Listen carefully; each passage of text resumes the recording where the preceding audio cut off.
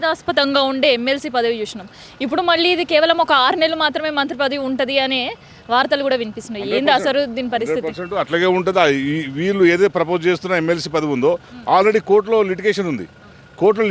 కనుక అసలు ఇది ఎమ్మెల్సీ పదవి వస్తుందా లేదా అనేది కూడా డౌట్. సో ఈయనకు మంత్రి పదవే ఒక 6 నెలలు మాత్రమే ఉంటుంది. అంతకుమించి ఇది అంటే మైనార్టీలకు జస్ట్ ఆశ చూపెట్టడమే.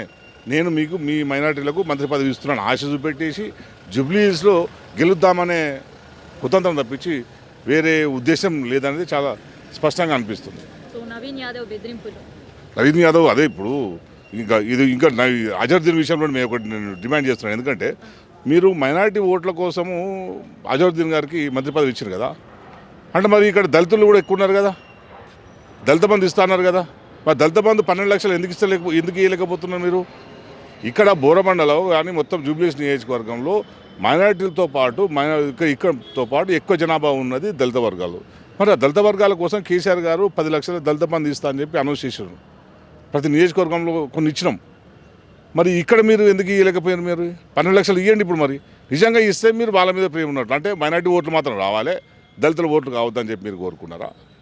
సో దళితుల పట్ల కూడా మీ అందరూ కూడా అదే దళితులు కూడా డిమాండ్ చేస్తున్నాం. మీ అందరూ డిమాండ్ చేయాలి.